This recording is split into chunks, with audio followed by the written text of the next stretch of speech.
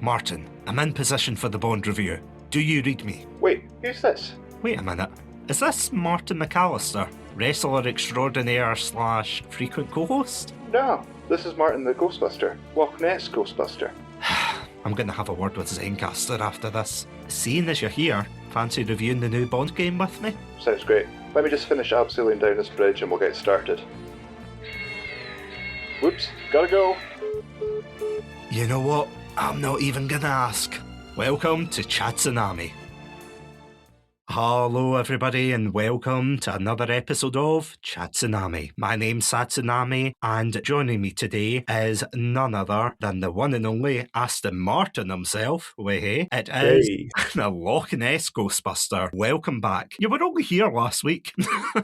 I know, I'm like a bad penny, I keep turning up. But yeah, how are you doing tonight? I'm good. I'm looking forward to talking about the subject this evening. As soon as I had it on my radar that you potentially were going to be in an episode, I threw my steel-brimmed bowler hat into the ring and said, sign me up. I'd be delighted to chat about 007 First Light. Yeah, absolutely. And what a game this is, to be honest, because I was toing and froing about getting this game. I'm going to be honest, because I saw the adverts, I thought, all right, okay, it's a take on the character that they're doing it before he gets to 00, and those kind of stories, granted, they always have a kind of mixed reception. Some people want to just see Bond as Bond, you know, people don't want to see the build up to Bond, but then I saw more of it. I thought, you know what, it's made by IO Interactive, who have done the Hitman games, as I spoke about there on Tuesday, and the spoiler-free version, and trust me, this is going to be spoiler-filled, so if you don't want to be spoiled, then either go away and watch a walkthrough of it, or more preferably, if you can, go play the game itself, because I was absolutely blown away by how amazing this game was. And I'll tell you how amazing it is. It's so amazing that not only have I done a spoiler-free review, I've done a spoiler review over on patreon.com/Chatsunami, and now I've got you back so that we can talk about it in depth. A deep dive. Let's get right into the nitty-gritty and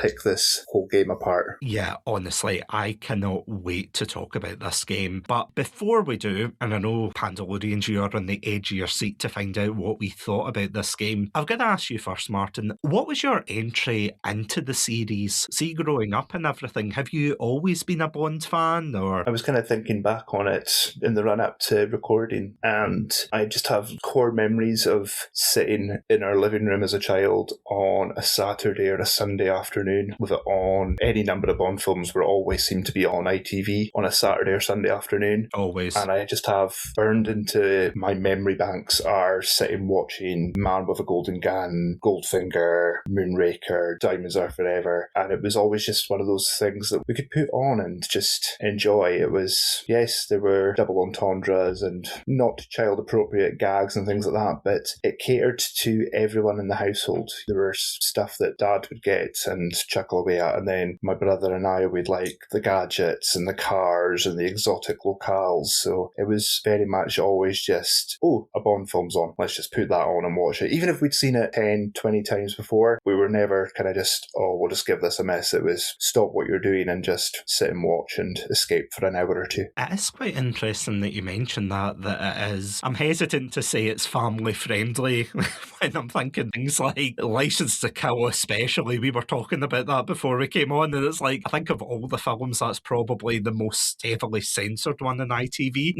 Yeah, I think I read somewhere the BBFC at one point were wanting to make it either a 15 or an 18 because there was that much objection to the scene of Felix getting fed to the shark in Act 1 that the BBFC were aghast that this could be part of the narrative, and the only way they saw fit was to be suggesting a higher rating. Thankfully, smarter heads prevailed and we got the film that we got, but I can't even begin to imagine where we would be if Bond films were to that point inaccessible to an entire demographic. Yes, today they're still marketed as grown-up films, but the older entries in the series, they very much are family viewing to a degree, and it's a household or parents' discretion whether the little ones get to watch it or not. Because I do find it funny that rating board said, oh yeah, a guy getting fed to the shark is where we draw the line, but a guy getting put into a pressure chamber and his head blown up. Or a guy getting mulched into a big industrial cocaine block crushing machine is absolutely absolutely okay. We don't, no problem with that, but the shark's too far. Yeah. No, we don't like sharks. They saw Jaws one too many times and went, are you joking, guys? Come on. But yeah, I totally know what you mean though, because I was trying to think back to my own experience as well. And I think if I had to blame anyone, it would probably be my dad for that. He likes the James Bond films, you know. They scratch that itch, don't they, of that kind of fulfillment that although Bond is definitely the worst spy in existence, let's face it, you know. What's your name? Bond, James Bond. Oh, come on. Flashing forward a wee bit, talking about the game, but there's a bit in that where one of the characters turns around and says, oh, Bond's not your real name, is it? And he kind of looks from side to side.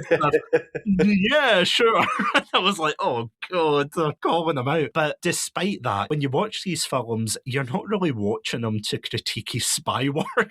You're watching it for these scenic locales, for these bombastic action sequences, the cool gadgets, the absolutely incredible score and everything. You know, he's a cool action hero, essentially. And it's amazing how he's permeated himself into pop culture. This is something I was talking about back on Tuesday there, that one of the things that I was really surprised at, and it's kind of twofold, because I couldn't remember the first Bond film I watched. It must have been a Roger Moore film, because I remember watching a few with my dad, but I also remember watching things like GoldenEye, Tomorrow Never Dies, you know, the whole spectrum of the Pierce Brosnan run, and I love the Pierce Brosnan run. To me, you know that way when you say, oh, he's my Bond, I feel as if for me, he was the most iconic at the time, but going back and rewatching all the films and everything, you can see the pros with them, you can see the cons. Personally for me, and this might be sacrilege, but Timothy Dalton, I would say, between him and Pierce Brosnan, they compete for my most favourite, as it were. But there's just so many good things and bad things about every Bond. You can't really say that about George Lazenby, mind you. The guy only had one film, and he had a horrible ending to the film.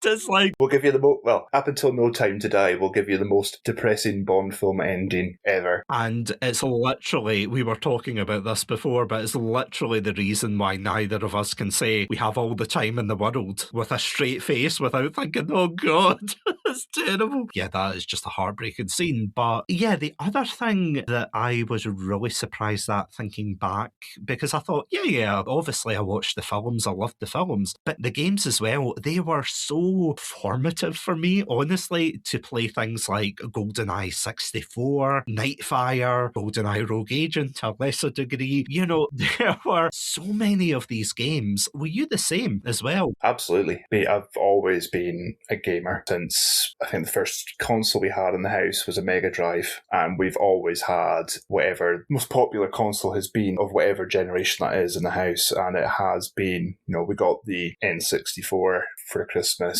We got it with Mario 64, but thankfully, eventually we managed to get GoldenEye to play on it. One that doesn't get enough love from more recent, well, I say more recent, everything kind of feels like an eternity away when I start mentioning it all, but was Everything or Nothing. Oh yeah. That was a great one where they've actually managed to get Pierce in the game. They had Willem Dafoe, they had Shannon Elizabeth. It actually felt like a Bond movie as much as it did a game. There was one, when was that? Must have been sort of 2010-ish. It was Bloodstone. I very much felt some of the DNA of Bloodstone kind of went into First Light. Not huge amounts, but I could certainly feel that they were taking some cues from what has come before, which is pretty much what the entire franchise has done over the 60 plus years that it's been around now, is that it always honours what has come before it and takes that and just takes it to the next step and leaves its mark for whoever comes afterwards. No different than Lazenby following Connery, then Moore came in, and they all just had their own little twist, but there was still that core Bondiness that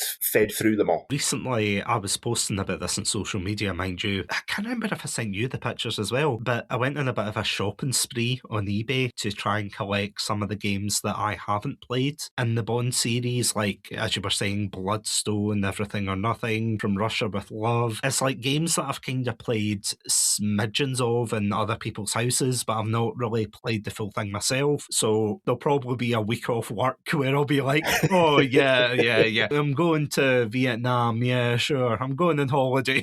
Totally not. Sits down, rubs hands. My time has come. Exactly. get the PlayStation controller out. So, I mean, I bought them, I bought Bloodstone, a lot of games that I haven't experienced, so I'm so excited to play them. But the one I'm not excited to play, and I did buy it despite my friends' warnings, as it were, was 007 Legends, which... Yeah. Oh. Yeah, judging by that reaction, it doesn't fill me with hope because I've seen the gameplay. It looks like it's gonna suck bad. I would advise just, take that game in its case into your garden, burn it, and you'd probably have more fun than you will playing that. Yeah, I have genuinely never heard a good thing about 007 Legends, but one thing that I find absolutely wild about 007 Legends, it is so infamous. It's like the Sonic 06 of the James Bond series, because it is just so, again, what's the opposite of revered? It's like they want to bury it like an ET cartridge. It's not despised. Is it? Well, is it maybe. From Russia with no love, I think, is the term. Golden Y, as it were. It's just like nobody touches us with a barge pole. But the crazy thing is, that came out in 2012, and that is the last mainline Bond game that we ever got. That is absolutely crazy, because technically, I was reading a thing on Wikipedia, and I was like, yeah, surely there's something in between here. And there's a game called, I think it's Cypher 007, and Cypher 007 is like a iPhone isometric game. Yeah, it's like top down. It's an iPhone game essentially, which there's nothing wrong with that, but it's not like a mainline Bond game. So we've had to wait 14 years just to get another Bond game. I just thought that was wild. I thought surely there's something else. Nope, not at all. I was honestly getting such withdrawals. I was like, you know what, I want to play GoldenEye Rogue Agent.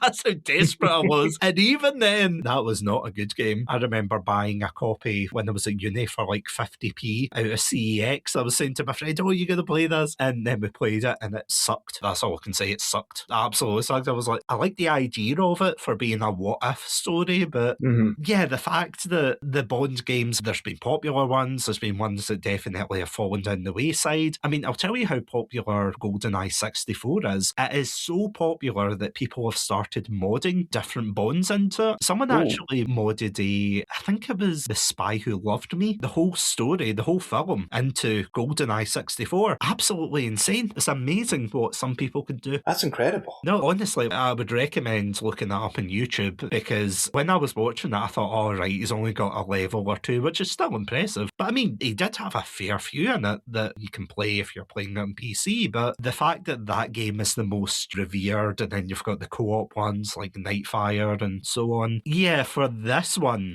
had some big shoes to fill, didn't it? Oh, absolutely. Pretty much make or break a studio as well. Oh yeah, even one as big as IO Interactive. Say, without any further ado, I think that's a great place to jump into the music sequence. Unfortunately, the budget doesn't go that far to hire Lana Del Rey. Miss Del Rey, if you're listening, we're huge fans. We'll be right back after these messages. Welcome to Chatsunami, a Scottish variety podcast that discusses topics from gaming and films to anime and general interests. Join me, your host, Chatsunami, as well as the rest of our Chatsunami team for our takes on these very important pop culture topics. Sir, it's clearly a trap. I accept your bait! That happens 3 times in the film. Like, every time that general goes, don't do this one thing, he goes, do you know what I'm gonna do? That's the exact It does as well. She had the pointy teeth. What was that about? She looked like Bilbo when he wants the ring back.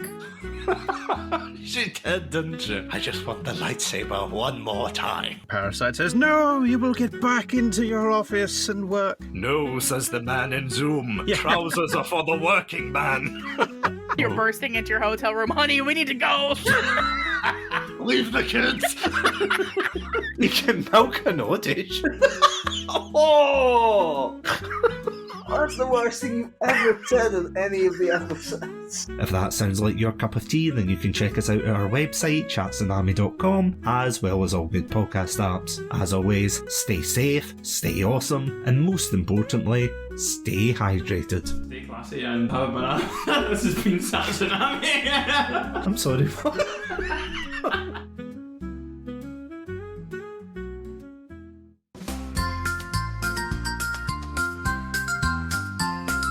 Welcome to my friendly game club, where everyone is welcome.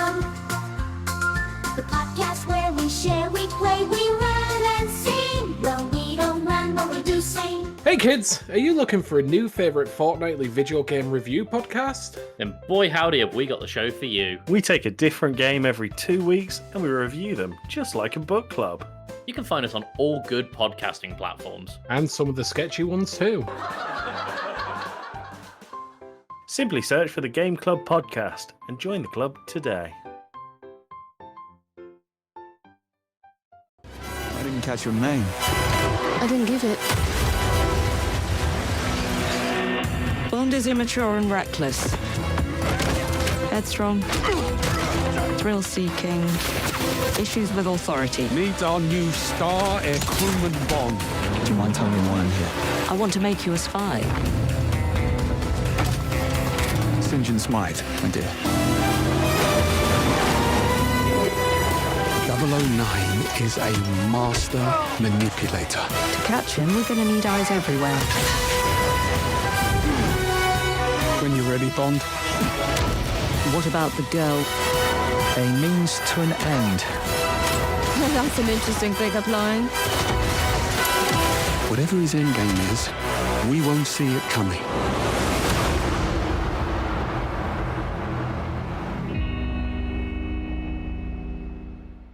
And we are back. So, let's talk about 007 First Light, which is, as we said, this is an absolutely incredible game. I think that's the major spoiler going into this, that we both loved this game. And going forward, speaking of spoilers, this conversation will contain so many spoilers, so please, for the love of God, if you haven't played this game and you've got the chance to play it, go play it. Genuinely go play it. But as I said, the plot focuses around James Bond, played by Patrick Gibson. Don't worry, I'll get onto him later because fantastic. But Patrick Gibson plays 007 before he's 007, and I think he's an SAS airman in training, isn't he? He's with the Royal Navy. He's a sort of air crew on a helicopter, and we join him heading off on a mission alongside what looked like to be the SAS guys off to a secret installation in Iceland. And like most missions that involve Mr. Bond, they tend to go a bit awry to begin with. Speaking of what I was saying in the intro about GoldenEye Rogue Agent, I actually got flashbacks to that. I don't know if you remember the intro of that, where it's like you have to invade Fort Knox in a training simulator. You're playing as, well, the Rogue Agent, but you're fighting alongside Bond, and Bond's like, oh, this will be a piece of cake, and he literally dies in the, spoilers, he dies in the intro of that game. He falls down a shaft, and it's like, oh, this is not the game I thought it was going to be. He's the equivalent of the guy in the Bourne movie going, I can't wait to get home and see my girlfriend. Dead. 100%. It's like, oh God, you can't kill me, I'm a title character.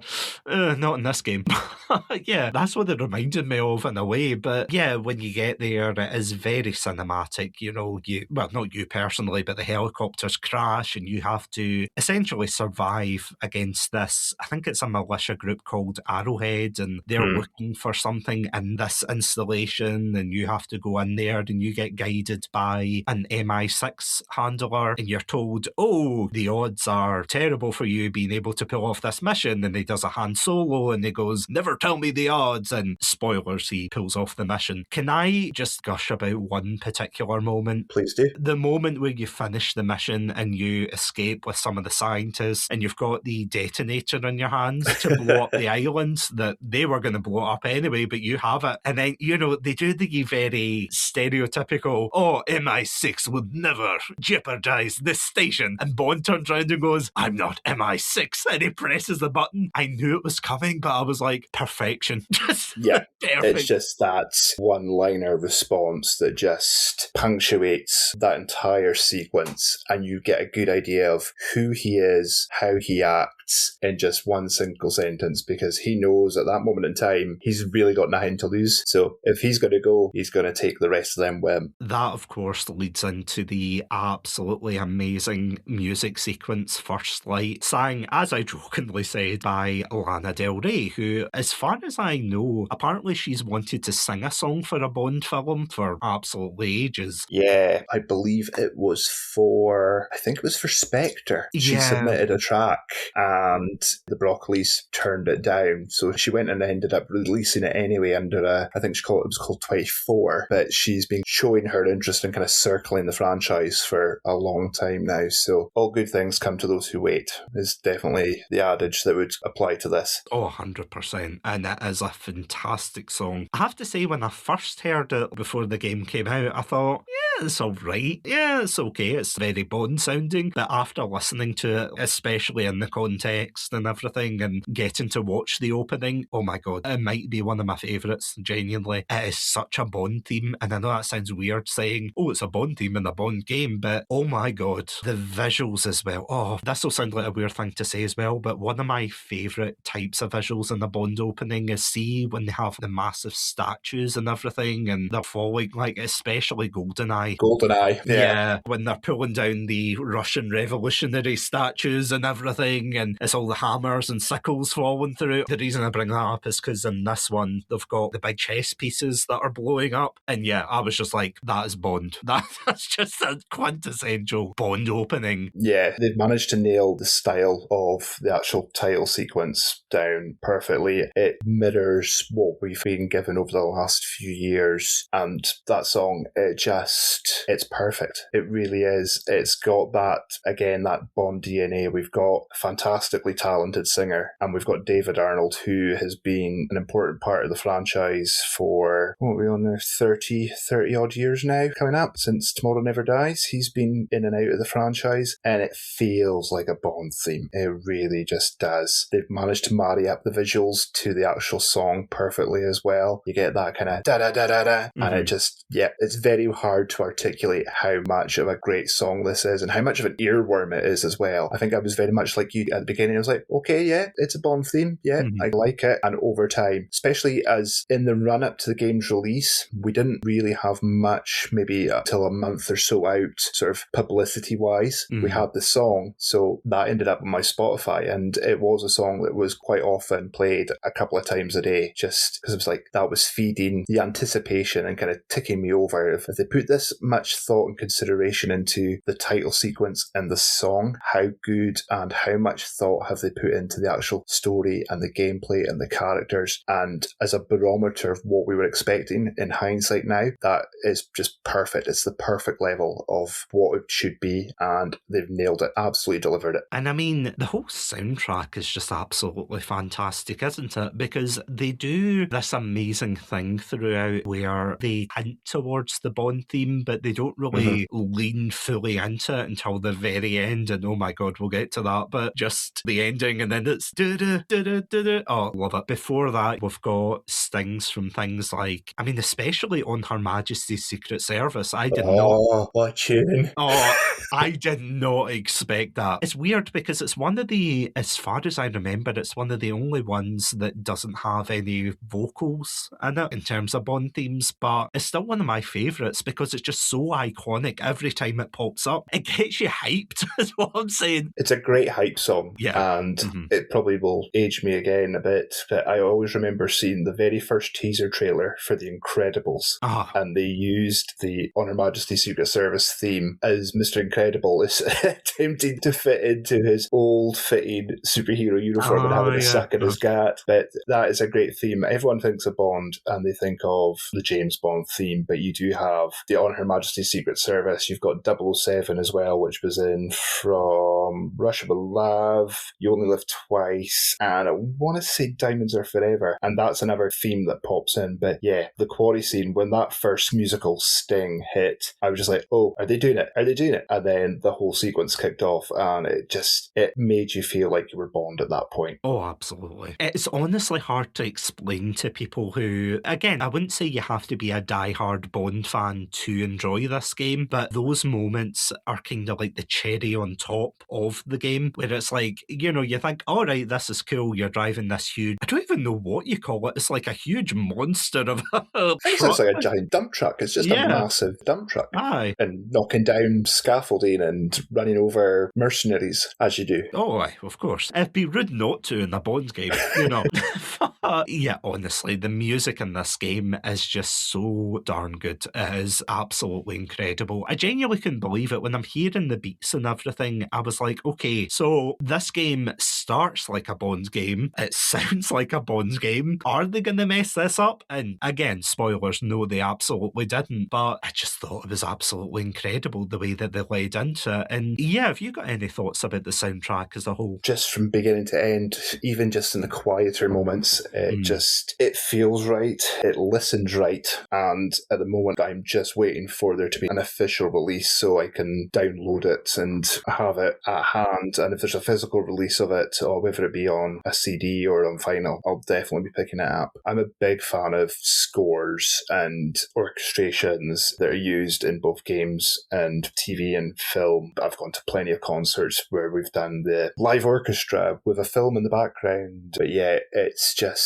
like you were saying about the whole Bond theme as well. It gets dotted in, it's little breadcrumbs the whole way through, and it just builds and builds and builds, and you reach that crescendo at the very end, and you get your full-on Bond theme, and it just feels right. It feels earned at that point. He's earned the number at that point, and it is just, that is your kind of perfect goodbye for now to the game. And I think it adds to the cinematic feel of this game, because that is one thing I genuinely did not expect of this, minus maybe a couple of exceptions that we've seen gaming-wise for Bond. Most of the Bond games, although they do have a story, they always focus more on the action. They never really had any slower moments, even with GoldenEye 64, and I kind of know why, because it was the early days of the Nintendo 64, so they couldn't really waste time with slower moments going through here, there, and everywhere. But at the same time, the game knows when to slow down, it knows when to speed up, it knows when to hype you up, it knows when to say, okay, let's take a step back. And I was so surprised that there's literally several scenes where you go into James Bond's apartment. If you're looking for the action, then you definitely won't like these sections, but the fact that you can slow down, explore the apartment, explore how they characterize this character, because one of the things, and when I was looking up some of the things that other people were saying, I genuinely was so shocked at some of the things even I missed. If you go into, I think it's like the kitchen or something, when you're with your fellow aspirational 00 operatives, Cressida and Monroe, then you can see post-it notes put up. That is just such a cool way to characterize them. You know, you've got, oh, Monroe, tidy up after yourself. And there's literally about 4 post-it notes for Bond saying, call this person back, call that person back. And then the last one's like, seriously, Bond?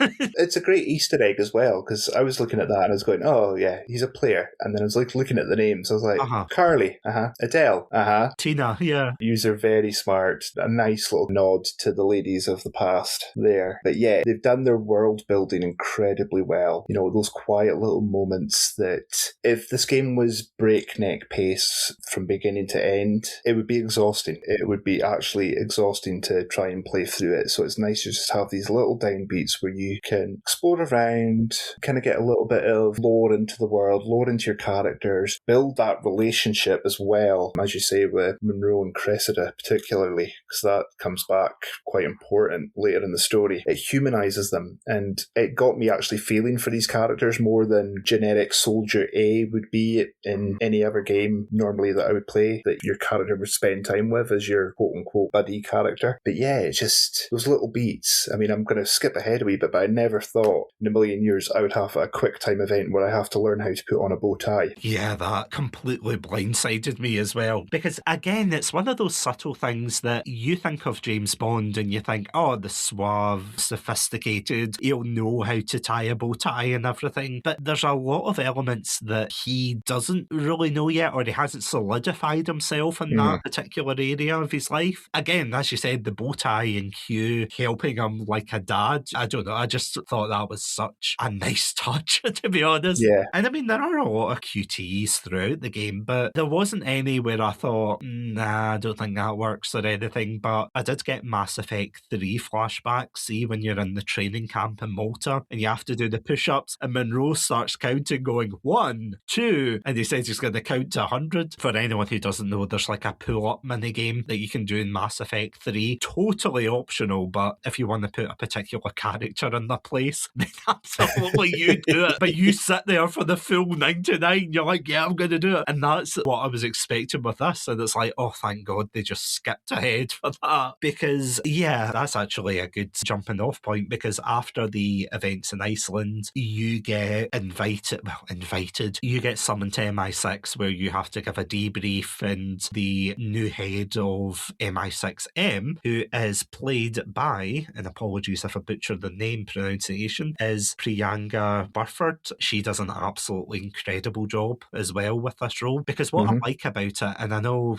I won't go too deep into it, but there was a lot of people before complaining about the game and everything, about how M was M, and all I could think of, and I'm going to say what millions of other people have said, have you not been watching Pierce Brosnan and Daniel Craig with Judi Dench as M? Yeah, that's all I can say to that. Yeah, even just giving individuals like that the brain power it takes to think about them is just not worth it. It really isn't. It's just making a statement for the sake of sowing discord amongst people. So we've said it, we'll move on, and that is it. Because honestly, there's so many good things to talk about this game, and you're right, it's not worth thinking about it. But what I will say is, they're wrong. Moving on. Honestly, I think the cast in general are just absolutely fantastic. You've got Keira Lester, who plays Moneypenny. You've got Lenny James as John Greenway. Oh, we'll get to him, but he began as one of my least favourite characters and then became one of my favourite characters by the end. I was just like, absolutely incredible. There were definitely certain points playing through. I know we're kind of jumping all over the place here with the narrative, but there were places in the playthrough I'm sitting there thinking, is he the baddie? Is he going to be the baddie? Yeah. No, they're not going to make his mentor turn out to be the baddie, and he's going to have to take him down at the end. Oh, the betrayal. And it was just, oh no, he's actually just a man who feels like he's been betrayed and has shut himself off. And over the course of the game, Bond manages to reinvigorate this man who felt like his best days were behind him and that he couldn't trust anybody. And yeah, Lenny James just, there's nothing that Lenny James does that he doesn't knock it out of the park. He has consistently been one of my favourite actors since a long time, in fact. I think since Snatch. Actually, going back to Snatch as far back as I've been aware of him. Oh, no, he's a great actor, genuinely. There's honestly just so many. I'm going through the list here. I mean, I want to give a huge shout out to Alistair Mackenzie, who plays Q. Archie! 10 out of 10. I could not believe how perfectly they cast half of these characters. I was like, okay, we've got this person, that person. Oh, I might as well have given them a standing ovation at that point. I'm like, you nailed every character. And of course, we will get on to talking about Bond as well, because I feel as if he needs his own section. But, honestly, it's really interesting to see the progression of these characters, though, going back to him meeting M and everything. And they don't get off on the best foot, but they're not at odds with one another. They're not yelling at one another, being like, oh, you suck. No, you suck, which would be very Bond-like. They're having a healthy debate about what is the best method to achieve the same ends. Oh, yeah. And I think that M clearly recognises that Bond has potential to do well, otherwise she wouldn't have offered him the opportunity to go into the training programme. But she values his input, even though she knows that he's not always going to be the smartest or the most correct method of doing it. It kind of reminds me of that line from Casino Royale where, again, Bond's just been promoted to 007 and M says to him, I need you to be half monk, half hitman. It's that kind of nurturing, pushing you in the right direction, but also taking the feedback from them as well. That is what I genuinely love about this game, that they don't just treat Bond as, oh, he is 007, but he's just 007 before he's 007. They don't treat him like he's the same as he would be after getting the rank, because there is this sense of somewhat vulnerability with Bond. Skipping back to Iceland, there's a moment where he's in a struggle with one of the mercenaries, and it involves a gun, and the gun goes off and the mercenary dies. And you can see the conflict behind Bond's eyes. It's the, oh, I've just killed someone. He's not a cold-blooded killer. It's the first time he's had to, albeit in self-defense, he's had to take a life. And you can see it on his face in the performance that it weighs on him. So, yeah, it's just really well done. I was going to bring up another scene that happens later on, but I will save that, definitely. All I'll say is it involves a scene between him and Greenway, his mentor. I'll save that for later, of course. But yeah, going back to after he meets him, he ends up in the 00 program, much to his mentor's dismay, because he sees him as he really talks down to him. And I find that really clever piece of storytelling where he says, oh, meet our new recruit, Airman Bond. He's not saying, oh, here's James Bond or here's Mr. Bond. He's saying Airman, saying you're nothing more than just an airman. And it's funny as well that the 00s are treated in quite a dismissive way. They're dismissed by other people in MI6, and especially with the SAS. There's a scene where, and it feels like an American teen movie, where it's like you have to sneak and grab the flag at night time. It's like pulling off a prank with the SAS. I'm like, how do we get to this moment? But what ends up happening is, if you listen to the SAS soldiers, you get this dialogue you can overhear where they complain about babysitting the 00 agents and how, oh, they want to be spies, but they're not real spies and blah, blah, blah. Because in the canon of the story, the 00 program went on until about 2014, and then they shuttered it, and then they brought it back again for this game. Personally, I've said it before, but I'll say it again. I wish they had shuttered it in 2012 to coincide with 007 Legends. I just think that would have been very funny, but... Nice little meta in-joke there, yeah. Yeah, but that's the thing, because whenever we see Bond and whenever we see a 00 agent, we always see the 00s as this kind of mythical group, don't we?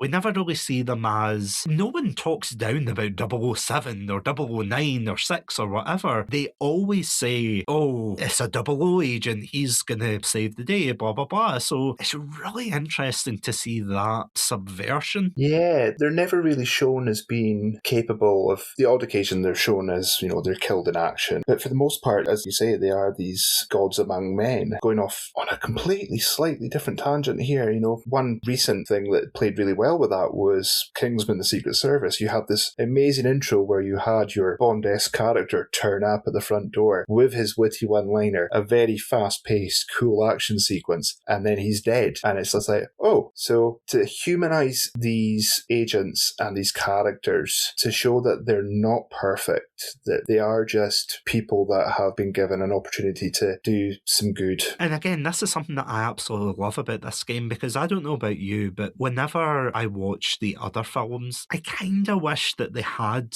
the inclusion of other 00s, and the only ones that I can think of off the top of my head bar, I want to say it's Spectre, I think it's 004 or something like that. They get a off-screen mention that, oh, they need the Aston Martin this weekend, and then Bond steals it, spoilers. But I remember even in GoldenEye, we've got the 006 reveal, and then unfortunately in Octopussy, that's the other one where 009 gets killed in action dressed as a clown, and it's like, oh wow, this was an interesting start to a film. But it's like I always loved seeing other 00s, that it wasn't just, oh, Bond is a one-man. I mean, he is a one-man army technically, but I like to see the fact that MI6 wasn't just hinging on Bond being the be-all and end-all, although technically he is, but he is still that hero archetype. So to see the 6 other agents plus him, it was really cool to see him interact with them, to form relationships, to even go out on a night out in a club, which is a great mission. As you said, it humanises them. And I'm going to be honest, to begin with, I was like, I don't know about Cressida and Monroe, yeah, maybe, but as you got to know them and everything, it was such a breath of fresh air, to be able to see this. I mean, one of the maybe, and again, this is more a nitpicky thing, but I always found it funny how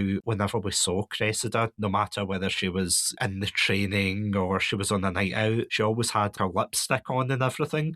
And I know obviously that's because they just wanted to use the same model, and there's nothing wrong with that, but I just kept looking at her thinking, is that like Q branch lipstick? It never comes off, it doesn't smear. It's a standard issue shade. Yeah, exactly. I was like, damn, Cressida. Although that is one slight, again, this is more a nitpick, but I kind of found it odd that MI6 would allow a 00 agent to take part in the programme that was also the daughter of a politician. Yeah. Because her father is the foreign secretary in this game, and she leads a very bougie lifestyle, let's face it. But I mean, it's kind of the pros and cons, because I loved the diversity of the 00 agents. I thought having the men and women in there was just fantastic, because I thought if they all looked like Bond, can you imagine how easy it would be for enemies and things to be like, all right, here's a Bond lookalike. That must be a MI6 agent. If you think about it, you're going to have people, male and female, from different backgrounds, different ethnicities. Yeah. That's who you want working as your super secret spies. If it's always going to be a 6 foot tall white man with brown hair and a scar under his cheek, then, like you say, there'll be memos flying left and right between hollowed out volcanoes saying, keep an eye out for this guy. I mean, you're not wrong. Put in parentheses, not the one with the cat sitting on his lap, the other guy with a scar under his cheek. Oh, yeah, okay. If in doubt, just ask him his name. He'll tell you. There you go. No, really, he will tell you. Yeah, I honestly loved those characters. I kind of wish we saw more of them, but at the same time, I felt as if we got a healthy dose of them. And yeah, I mean, that is the thing, though. I love how they brought modernity to the world of Bond in this game without it being too gay kids, kind of, you know, to be like, oh, look, we're in the modern world, we don't need gadgets and things like that. It's like they managed to blend that silliness of Bond for a character that's nearly been going for 65 years, which I thought, Jesus Christ, that is absolutely insane. But to have a character that literally started during the Cold War, you know, the golden age of spies, and to get him from that to 2026, where everything seems believable and it is silly, but at the same time, the silliness also works into the story. I honestly cannot praise the story enough for the way that they handle everything. Everything's just spot on, honestly. Yeah, they don't pussyfoot around certain subjects, which in the last year or two have been kind of more and more pushing forward to the public eye in regards to what AI can do, and is AI a tool or a potential downfall for us? But yeah, they've rooted it very much. Every Bond entry, whether it be the films or the games, they are always a product of their time. They are a time capsule showing what the world was like at that point. And for 2026, First Light has pretty much kind of encapsulated what the world, for the most part, is kind of feeling like at the moment. I honestly couldn't agree with you more there. One thing that a lot of people complained about when they were looking at this was things like the product placement as well. This episode, sadly, is not sponsored by Coca-Cola, but if you are listening, please, I'll do it for a free can of Coke.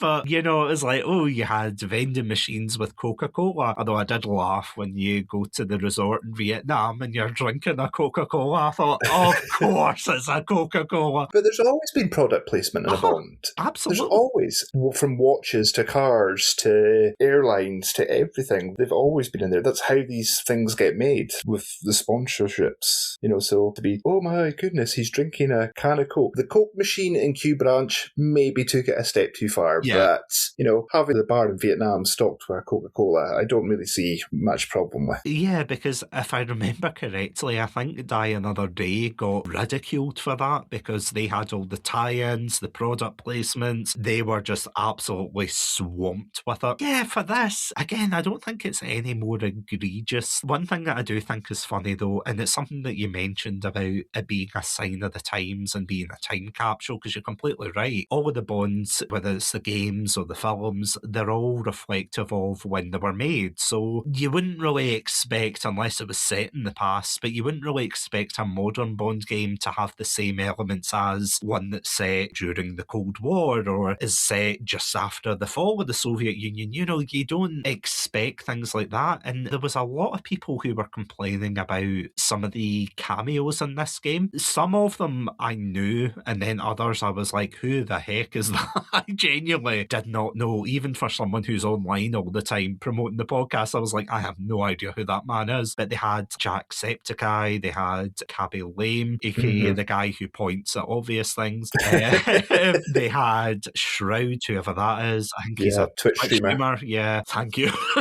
I'm sure he's a Twitch streamer. You know, they had a lot of these, and people were complaining, saying, that's it, the game's ruined, 2 out of 10, I'm cancelling my pre-order. And it's like, oh no, come back. But But the thing about that is, I played through the entire game. I feel as if the most egregious cameo in that entire game was the Coca-Cola vending machine in Q Branch. I'm not kidding. You could walk by these people and it would not affect your game. Honestly, it's not one of these games that grabs you and says, look, we've got the person. The only game I know of that did that, where it kind of grabbed you and went, oh, look, we've got someone famous. I think it was Mass Effect 3 when they put Jessica Chobot in it. Oh, God. And she was one of the main characters, and she ended up as a crew member on the Normandy as the reporter. That was just too in your face. See, that was baffling because I only played Mass Effect, I want to say 2 years ago, from start to finish, from 1 to 3, and then Andromeda. Obviously, I've played that long after 2012, so when that person popped up, I thought, who is this weird woman and why does she want to live in the basement of the Normandy?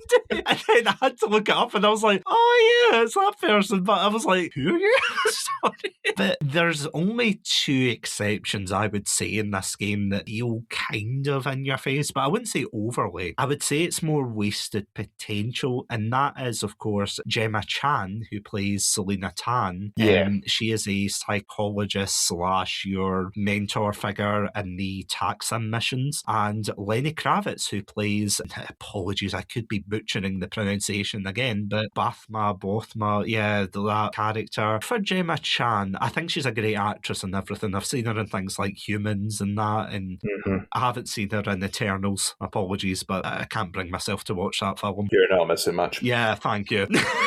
I'm glad I'm justified in that way. I'm sorry, but I can't do it. I know Rob Stark's in it from Game of Thrones, I'm like, I know. But I feel as if it's weird that she was in the title sequence, and the only reason I remember that is because she's there when the bishop's getting blown up in the middle. It's like Gemma Chan, Lenny Kravitz, and you see both of their names. I'm like, oh great, what massive role are they going to play in this? And she literally, after you talk to her in the Q lab, it's like, oh, bye, okay. She's upstairs, yeah. Yeah, that's it. Kind of forgotten about. So you never really see her unless you go to the Taxim missions, but is she not going to do anything else in the story? No.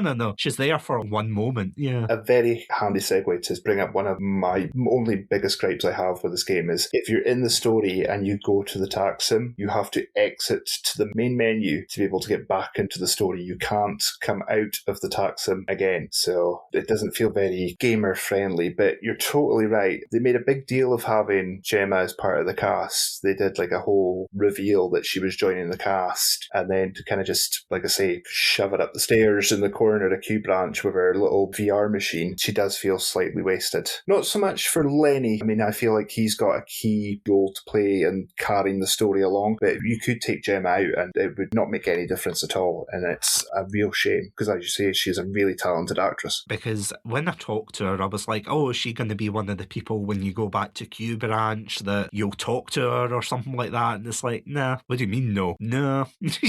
you don't. Go to Taxim if you want to have a gab, but until then, nah, you don't get to. Lenny Kravitz, you're right, though. He is, and I don't mean this as an insult, but you know in Bond films, there's always that kind of dip in the film where it's like he actually has to do spy work, and you're like, oh, great, here we go. This is the kind of lull in the story that he's involved in where you're hunting for 009 and you go to this place called Aleph, which is like this. It's such a cool idea. It's this city that's made up of all these shipping containers and things, and it's a big bustling and thriving community, and it's cool because it's like this kind of mini empire that they've established, but MI6 are well aware of them and they let them, because I was even thinking that, I was like, why are they letting them get away with this? And Lenny James, not to be confused with Lenny Kravitz, Lenny James says, oh, it's because, like he says to Bond, oh, it's because it contains the chaos, you know, it's like if they just decided, oh, we're going to drone strike them or something, then they're just going to spread out everywhere, whereas here you can keep an eye on them. And I thought it's so cool to see the idea that MI6 aren't just going around destroying everything, they've got an eye on everyone in the intelligence community. It was just such a cool idea. Proper den of thieves. Yeah. And the whole kind of, almost to a degree, you know, keep your friends close but keep your enemies closer. We know where you are. If we wanted, we could wipe you out at a push of a button, but you're more used to us just having your own little carved out section of the world to do what you want to do, and as long as you don't step on our toes, then we'll just leave you be for the time being. Because one of my favourite lines of this game actually comes from that level when you manage to blag your way up to the top and you're going to take out Bathman in exchange for putting his right-hand man on the pedestal and everything. And he asked for tickets to Man United. I had to do a double take of that. I was like, did he just say Man U? I was like, what? It's just so out of nowhere. But I thought, that is actually hilarious. I love this game. I think it's just, for Lenny Kravitz, I feel as if his character, he's a character that I think he got kidnapped and he became a child soldier and everything. It's very tragic, but he definitely sounds like a celebrity doing a celebrity voiceover because he's got the thick American accent and everything, and it's not like there's a mixture or anything. I don't think he's bad. See, by any means, I don't think he's bad at his line deliveries, but in the context of his character, I had to do a double take being like, so everyone else has a very harsh and gritty accent, and he's like, hey guys, what's up? I'm like,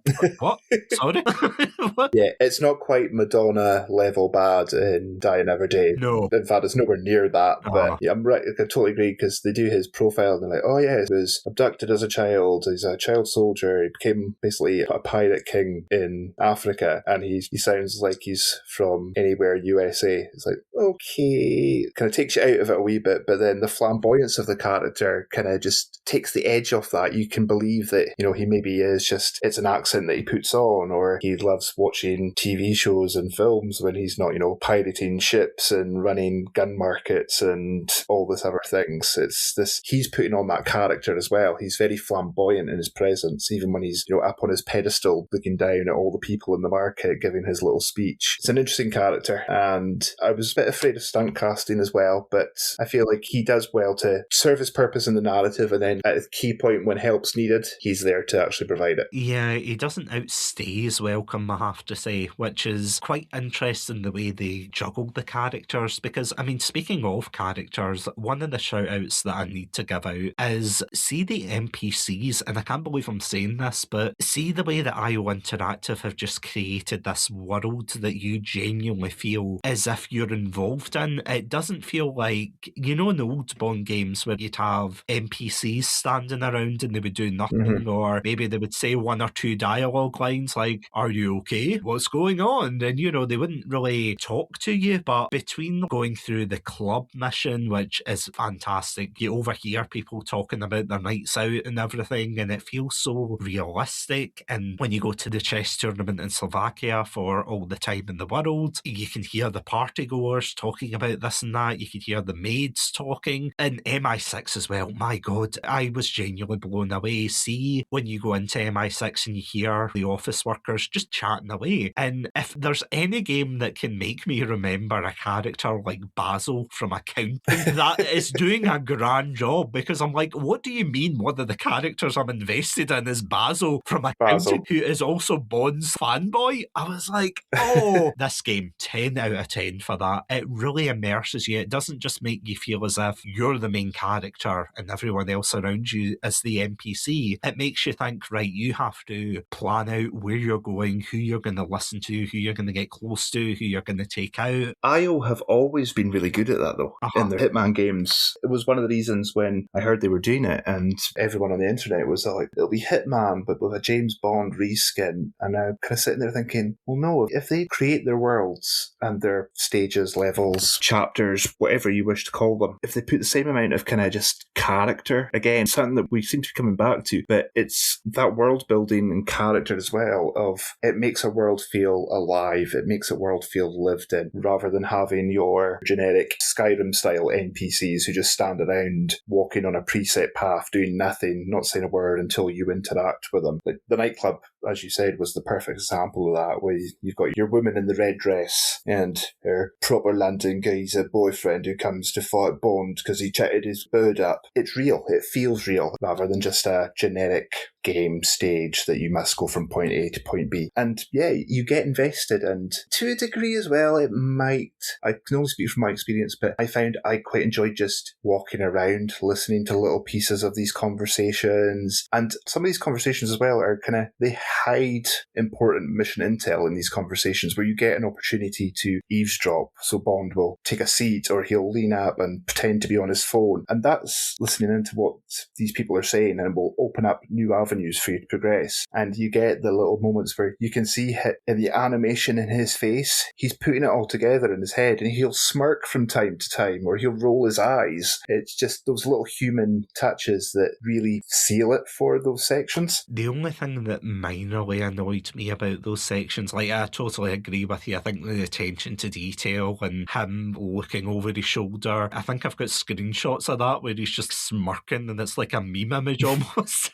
Like, that's amazing. But it kind of annoyed me when you were right in front of them and they were talking about mission sensitive information, and it wouldn't unlock that path unless you were in that exact spot. That spot, yeah. Yeah, you had to listen. And I get why, because it could be maybe you were halfway across the map or you went by them and then all of a sudden it unlocks and goes, oh, you can go here. And it's like, well, I wasn't near them. So I get it from a technical standpoint, but that's when it started to feel a bit, as silly as this sounds, it felt a bit gamey that you had to do this particular thing. How dare they make a game feel like a game? I know.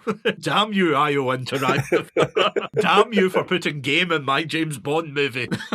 That is something, okay, I'm going to touch on this briefly, and this might be the most sacrilege thing I say about this game. I would say personally, see in terms of the gameplay, I think the gameplay is good. I think that it's got a lot of cool elements and things, but to me, I would say it's probably the weakest part of the game. And I don't know if that's just because I was terrible at some of the fighting missions, or it's because the story's so good. Because when I say it's the weakest part of the game, I don't mean by any means that, oh, it plays badly, or oh, it's not great. If anything, I think it just reminded me a bit too much of, you know, Sleeping Dogs. Yes. And that's like the equivalent to the first time I watched the film The Raid, and it just changed action films for me, a bit like how Sleeping Dogs changed action games for me. Yeah, and like hand-to-hand combat. And, you know, it's just me pining sadly for that game in the past. But some bits where it was like I was expecting more Arkham Asylum countering, and then sometimes it didn't work, sometimes it did work. It was annoying when you were getting pummeled and kicked on the ground, and it's like, no, you don't have a license to kill. And it's like, what do you mean? I've got a football team just kicking me to death here. No. His boot is on my throat. Can I kill him now, please? No, that doesn't count. That doesn't count. But it was just moments like that, and others where you could kind of brute force your way through. Like, you could use the laser watch or the sick dart, which they are great gadgets and everything. I did really enjoy using them, but I feel as if that's more a problem with the way I was playing the game rather than with the game itself. I could choose not to use those particular gadgets. I could choose to tackle the game in a different way or go a different direction. So again, it gives you that versatility, but sometimes it just fell flat for me, especially with the boss battles. Again, I don't think they were bad by any means, but they just annoyed me sometimes when I was beating someone and they just wouldn't go down, and I'm like, why won't you die? It's like, oh god. Yeah, the boss battles were, I definitely agree with you that in those regards, in the context of the boss battles, they were the weakest part for me, definitely. There was no real, oh wow, that was really cool moment. They were very much punch, punch, kick, punch, run away, hide, punch. But I've just started, literally just before we started recording, I've kind of just started my second playthrough. The first playthrough I played it played it safe, but kind of just went with how I felt the flow for me personally on my style of going through the game on that first run through was. So I'm going to be interested to see how much I can change it up. And I feel like the taxim section for being able to actually do some of these sections in different manners, once IO start releasing more availability for certain sections or gameplay styles and things like that, there's going to be a lot of replayability. So you can actually try sneaking by or do a gadget only run or go full assault. But I would also come back to the fact that in a Bond movie, he doesn't go full action hero, John McClane, Rambo style and just start shooting everything that moves in front of him. It's again these moments of quiet, investigative work, sneaking around, and then you'll have these peaks of action and then it backs down again and it peaks of action. The Nightfall section is a good example of that, where it is very slow to begin with and then it picks up in the middle, quietens down again, and then it goes full bombastic towards the end of that chapter. So I agree with you, yes, it's definitely the weakest part, but by no means are we saying it's it's bad. It's not bad gameplay. It plays really well. It plays really intuitively once you get the hang of it. But the opportunities to try again and go back and just do it differently are a win for me. And it's one of the reasons I've been going back to Hitman World of Assassination 2 or 3 times since it all launched. And that right level of sandbox, not hand-holding narrative style gameplay. They found a nice kind of level ground between the two of them. This is going to sound like a weird nitpick as well, but I've got to get it off my chest. Just speaking of gameplay and presentation and things, do you know the one thing I was really disappointed at? See the pause menu? Maybe it's just because I've been spoiled, see, with the GoldenEye 64 menu. Yeah, you were wanting the GoldenEye 64 theme kind of played in the background, weren't you? Yeah. It felt kind of like, oh, it's a modern menu. Oh, okay. We're not getting Greg Kirkhope in for this, no. We're just going to leave that. Okay, fair enough. Again, that is not a detriment to the game. I just feel as if that is obviously a design choice. And I mean, even with the menu itself, I like how when you play through the game, it does that Spec Ops The Line thing where the menu changes depending on where you are in the game. I think that's really cool. But the actual, when the game starts and it's just like a PNG of Bond just standing there, and it's a cool image, don't get me wrong, but I'm like, okay, where's the bombasticness of this? But again, as I said, very, very minor. If I was putting that in my list of complaints, then you would know something was wrong with this review to be like, yeah, no. The pros to this game vastly outnumber the cons to it. Oh, 100%. I mean, there's 2 particular things that I actually want to touch on for that. There is when the game knows to pull at the heartstrings and when the game knows to invoke the rule of cool. And I'll go on to the heart first, where there's 2 missions in particular I'm thinking of, and you'll know them judging by your reaction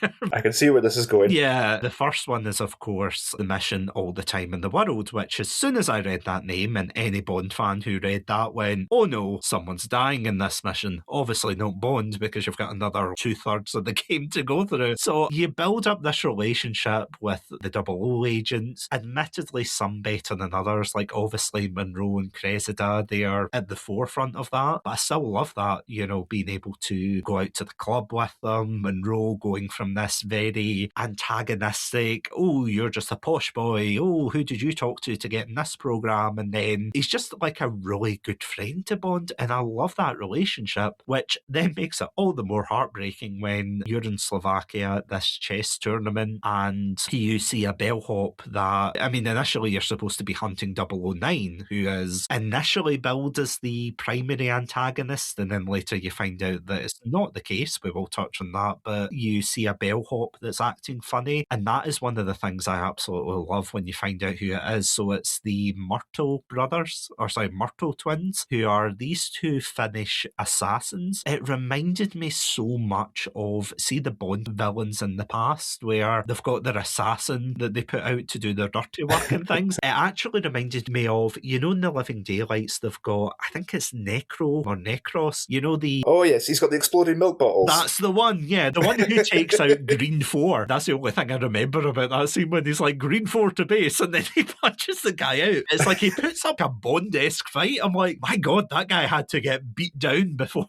this villain was getting away with it. He had to work for his milk. But he reminded me of that, or I can't remember the name of them, Kid and something out of Diamonds. Oh, Kid and Wint from Diamonds Are Forever. That's the one, yeah. It was like the double act and everything. I don't know, I just loved that whole aesthetic of it. I didn't like the boss battles, mind you, but other than that, I loved them in the story and what they kind of represented in that. But yeah, during that particular moment where you first come into contact with them, you say to Monroe, oh, keep an eye on the bellhop, and then you don't realise that, of course, there's 2 of them. They're pulling the old Jurassic Park. Just when you think you're looking at one, there's always one off to the side. Clever assassin. You know, but yeah, unfortunately, you come across Monroe and he has been killed by, you know, I don't know which one, but either way I was raging, because when I first saw him, and this is something I said to you at the time, but I genuinely thought we were going to have a 006 scenario on our hands, where he was going to come back, he was going to be working with the bad guys, that he had faked his death, and unfortunately no, he's properly dead. And I was like, oh, that is very, very depressing. In a Bond game, I know. know, but it was heartbreaking. But then what's worse is you try to defuse the bomb, and you do defuse the bomb by literally just ripping it out of the wall, and you're like, yay, I did it. And then, much like the assassins, there is another one that blows up, and it is heartbreaking because you end up finding Cressida, who's been pinned under this beam, and her leg, she ends up becoming paralysed because of it. And it's just so heartbreaking to see how these operatives, who they're competent and they're unknown, it's like a Johnny English situation. They're unknown in the spy world, yet they all get picked off. And the only ones that really survive, it's Bond, Cressida, and there's another one that goes MIA. I think it's Nash. It's the Scottish one. He goes MIA, so I wonder if they're potentially laying down some groundwork for a future reappearance. Yeah, that would be interesting to see, because I'm going to be honest, when I saw the Golden Mask guy, I thought, yeah, that's definitely Monroe, that has to be Monroe, and then turns out it's not. The other scene, of course, between that scene and the scene where, unfortunately, you build up this relationship with John Greenway, as you were saying at the very beginning, he is this very cynical, burnt-out agent, and then Bond basically makes him see that maybe things aren't as bad, and then we get the On Her Majesty's Secret Service level where I should have seen it coming, to be quite honest, when they played that theme, but he gets shot, and yeah, you have a big fight with the big bad guy with the golden mask, and we will reveal him soon, but yeah, then unfortunately he passes away. And I don't know what's worse, that whole scene where once again we get to see Bond's vulnerability. Throughout the game he goes through as being this smart arse and, you know, very quippy, and they go from this antagonistic relationship to kind of throwing the banter back and forth, and then all of a sudden he doesn't know what to do. You know, he is just so heartbroken. He's like, I don't know what to do here. And that is a side we never really see much of with Bond. I mean, we've seen it on occasion, like with The World Is Not Enough, when he has his relationship with Electra King, or especially with Vesper in Casino Royale. That's the quintessential recent one as well, but we never see that kind of him not knowing what to do. Or not being openly admitting it either. Yeah. You know, and I think for that moment as well, the whole way through, Greenway's been aircrewman Bond this, Bond that. And in his final moments, he turns to him and he calls him James. And it's an emotional gut punch, really, because I didn't anticipate Greenway dying. I thought, like Monroe, he was my other candidate for being the main villain. By the end of it all, in all the lead up, they were going, oh, 009's a master manipulator. And I'm thinking, hang on, is Greenway actually 009? Yeah. Kind of playing everyone? But I think afterwards, it's the moments after these losses when Bond goes back to the flat in London that he was sharing with Cressida and Monroe, and Monroe's trainers are by the door and Cressida's bags are all packed for her moving out, or when Bond goes back to MI6 after Greenway dies and M's trying to console him, and she says, I don't remember the dialogue per se, but she refers to Bond as the first light that Greenway saw in a long time. Oh, is that when Q says it? Sorry. It was at Q, sorry. It was just, that is actually, I wasn't expecting this level of depth, of emotional depth to a Bond game. Maybe just from what we've had in the past, but it was just like, this is top tier game writing, narrative writing right here. There's been very few games that have kind of have to take a break for a few minutes just because it has made that kind of impact. Things like God of War, Horizon Zero Dawn, The Last of Us, they're few and far between for those human moments. And that, even just with the third filled whiskey glass and having a toast to him in the lab, is just, it shows that we keep circling back to this, but it humanises everyone in this. You feel for all of these characters, even secondary characters like Monroe. Bond, his relationship with him, as you said before, they were butting heads. There was this, you don't belong to be here, you've wormed your way in here, you've not worked for it. And by the end, they're brothers in arms. They have that close connection and they love each other to a degree. So that loss is felt not just by Bond, but by the player as well. And I mean, it is just heartbreaking seeing the whole story unfold, because it's honestly hard to strike that balance between, let's have a wish-fulfillment action game where you're playing as James Bond, 007, even though he's obviously not 007 at this point, but you've got that, but then you have to balance this sentimentality beside it, and it can be so easy for it to fall into cheesiness, you know, to be like, oh, not Monroe, and then move on immediately. But they allow you to ruminate on it. They allow you to sit there and go, oh my God, because what happens, as you were saying, when you go back to the flat, and I knew immediately what was going to happen when I read the quote-unquote suicide note from Bond. And he reads it and he goes, oh, that can't be good. And I'm like, oh, I'm going to get attacked, aren't I? I was half expecting Cressida to be, when the woman's on the bed and she's got all the gold over her. I was expecting something to have happened to her, like Goldfinger, or, I mean, if you're a filthy heretic, like Quantum of Solace, if you will. Yeah, that's definitely going to happen. Unfortunately, it doesn't happen. She's safe in the Amalfi Coast, apparently. Again, I was expecting her to come back as a villain, but she didn't come back either. No, she pretty much just disappears. So does her father. There's a funeral for them all, for all the agents KIA'd, and they've drawn very heavily from Skyfall for that scene. But yeah, they kind of just, it's like, okay, bye, and away she goes. Yeah. But her presence is still felt by her possessions, and I imagine that at some point we've all been there where we've lost someone we care about, and the only thing that we have left of them is what they possessed, what they coveted, whether it be, in Monroe's case, it's his trainer collection, it's his framed movie poster. So it's a moment we can all relate to. As you said, it's not a moment that you expect in a James Bond game, because one of the things, and I mean this in all the positive ways, but the advertising for this game is insanely deceptive, because every time I saw any advert for this, it was like, oh, look, you're in Vietnam and you have to chase down the bad guys. Oh, you're in this explosive car chase. And that does happen, obviously. Don't get me wrong. That is the action set pieces that they want to sell the game with. But what they don't sell in between, which is a nice surprise, is just those, as we were saying before, slow moments where you get to talk to the characters, you get to see their hopes for becoming 00 agents, for serving, it's going to sound weird saying this, serving king and country, not queen and country, but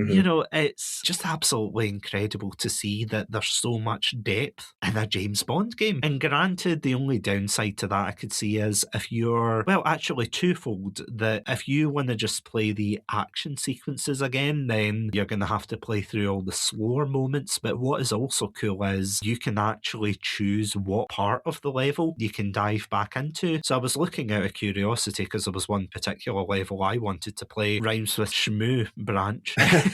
But you can actually choose. You can choose to skip all of the bits before, sneaking around or having to do X, Y, Z. And obviously playing it through the first time, I wouldn't recommend that. I don't think you can anyway. But yeah, it allows you, at least if you want to play those particular missions, then you can. And I think that's just such a great touch. I think that is really cool that they've included that versatility into it. It also allows you to, there's the challenges that IO have included in, which again is another carryover from the Hitman games. So if there's a particular challenge that you've yet to complete, you can find the section that will allow you to achieve it without having to put an hour or so into an entire chapter of a game just to get one little challenge, which is part of a bigger level of progression that will allow you to use a certain skin in the tax sim. So that caters to everyone as well. If you're wanting a quick bit of run and gun action, you can again jump into the grand bombastic finale sections of the game, or if you're wanting just to replay your favourite moments, like for me, going back to just do the whole Vietnam level again, from beginning to end, from riding in the boat until the very end with the dump truck in the quarry. For me, that is pretty much one of my favourite levels of the game, so I was very keen to go back and just play through that from beginning to end again. IOI have always done really good with their replayability and ensuring that their games have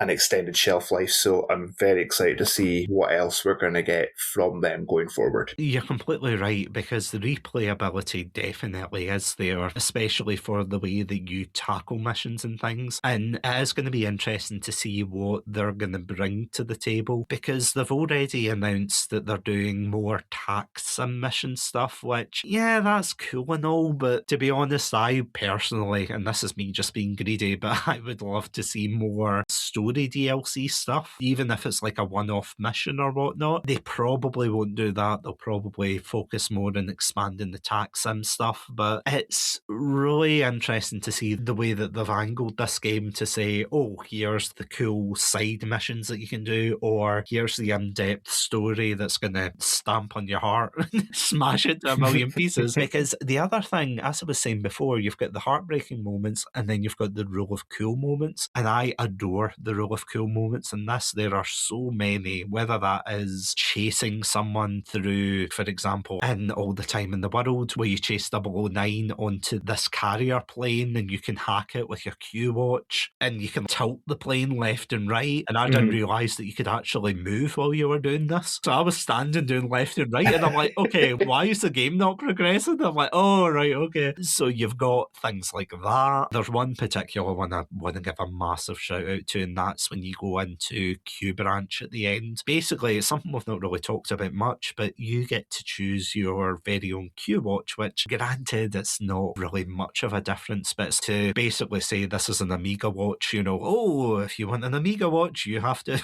pay. That's actually something that surprised me. You can buy the real life version of it, obviously without gadgets, for nearly £9,000.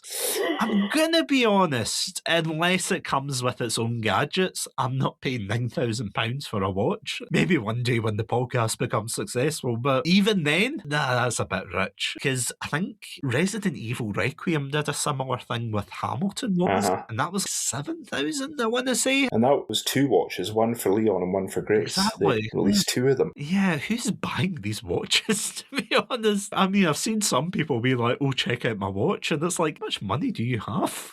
Like, crazy money. But yeah, so you get the watch and everything, and throughout the game, you can use it to, a bit like Watch Dogs, you know, you can hack different terminals, you can use your laser watch, you can use the darts and your phone, you can use earbuds as well, and shock wave cameras and things. It's honestly cool the way that they've integrated again, as I said, the modernity of the world with the gadgets. You know, it's like a kind of Android-esque phone, but it's still a smartphone. You've got the earbuds that are AirPods. It is really cool to see that integrated with it. But there's a bit at the end, and this is one of my favourite moments, because throughout the game, whenever you go to Q Branch, you have been teased relentlessly to be like, oh, here's the phone box from, I think, Tomorrow Never Dies or GoldenEye, one of the two. GoldenEye. Is it GoldenEye? Yeah. GoldenEye, yeah. Yeah, you've got the big protective bubble thing from The World Is Not Enough, because I remember it's John Cleese that gets trapped in that. You've got the knife shoe from Russia With Love. You've got the jetpack from Thunderball. You've got, honestly, there's the tarot cards from Live and Let Die. There's just so many. There's also, and this is one I keep raving to you about, and I thought there is no way they added this. They've got the ghetto blaster from The Living Daylights. I was grinning from ear to ear when I saw that. I thought, there is no way that this game is so in-depth that you've got an Easter egg to the ghetto blaster. And granted, it's a little bit different, but there's just so many different variants of these things. But at the very end, MI6 gets invaded by the villain, and you get the watch. You basically get the keys to the candy shop, as it were, or the street shop, and you get to control all of these gadgets. And then after doing that, you think, how much cooler could this level get? And then you get to drive the Valhalla, which is their Aston Martin with all the gadgets kitted out. My only downside to that is I wish we had more time with the Valhalla, or we had like an actual driving mission, but that is the highlight. That was definitely underutilised, and that was another thing that was kind of promoted heavily in the marketing was, oh, we've got this brand new Aston Hyper car that's going to be his ride, and it's 2 scenes, including the one that you actually get to use it. Yeah. And it's not even really a driving section. At that, it's... You spin round, yeah. They're bringing it into Taxam, but even then, I'm like, yeah, okay. I did see Corgi releasing a model of it, so I probably will still buy it. Fair. But honestly, when the game knows to lean into the role of cool, genuinely, it doesn't really hesitate. Because, I mean, even with Bond's flirtatiousness, as it were, you know, that's on full display and everything with, is it Teresa Lorca, one of the eco-scientists? Yeah, where you get the staple of the Bond franchise, the love scene, let's face it, and then Moneypenny has to scurry away because she sees it through the glass. I did love that scene where she's like, oh, tea time, gotta go. Gotta go, kid. Honestly, it was done just so perfectly. And she got a lot of screen time as well, didn't she? In terms of the advertisement. Yeah, it's like, oh, go to Vietnam. I was surprised that Vietnam was so late in the game when they were bringing it up, saying, oh, it's this amazing thing and it's a great level, but why? Why are we spending so much time with? And again, I think I know why. Because they certainly don't spend time on the other two eco-scientists, do they? No, one's a bit of a douche. Yeah, one's a douchey party animal, the other's a questionable one with ties to MI6, I think. Who wants his favourite yoga mat? Yes, of course, because you gotta have a yoga mat. Bond's just interested in a different type of yoga. Exactly. Keeping the British end up and all that, you know. But the other character that we haven't touched on, and these are the last ones before we wrap up, but there's 3 characters that we have to discuss, and they are, 2 of them are definite villains, and one is probably 90% a villain, 10% misunderstood. That, of course, is, and this is your last chance for spoilers here, but during the story, you find out that 009, who you thought was the villain of the piece, and that's another great set piece as well, because you go on this boat that's been decked out and everything. It took me longer than I care to admit to realise you could vault over, the flowers to get round. Because I was like, how the hell am I supposed to get round this? Why do I keep exploding? I know, I was like, how the hell do I get by this? And I looked up the walkthrough and it's like, oh, you just vault over this. And I was like, oh, I was severely overthinking this. But you find out that he has been unfortunately killed. And he's got this conspiracy board on the wall and things. It's so well done. And again, you feel sorry for 009 and what he's gone through, because he has this conspiracy theory that something's going on at MI6, but no one's taking them seriously. They just see him as a rogue agent. And then what ends up happening is you find out that Thea, who is the AI system that MI6 use, directed by the villain of the piece, which you kind of see him and you think, yeah, he's probably going to be villainous. It's Nicholas Webb, this millionaire, billionaire, whatever, head of this AI firm. Very almost moustache twirling level of villainy. He reminds me of, in The Spy Who Loved Me and Moonraker, because basically they're the same film. One's in space, one's underwater, but the villains in that where it's like they've had ties to the British government for years, and it's the same here. The Webb's industry had defence contracts and things with the British government for nearly a century at that point. They've got close ties and everything, and you're expecting, all right, when's this going to blow up in your face? But you kind of expect that he is going to be the villain. I don't think he's a bad villain by any means, but he's kind of there, he serves a point, and he does that thing where he pops up, at the funeral, like, ooh, I expect great things from you, Mr. Bond. You're like, no, you're a bad one. You're a bad egg. Then you've got the twist villain, which I have to admit, I didn't expect this when I was playing the party mission, and you come across Damien, who turns out to be the man in the golden mask. Unfortunately, that is not the title of a film.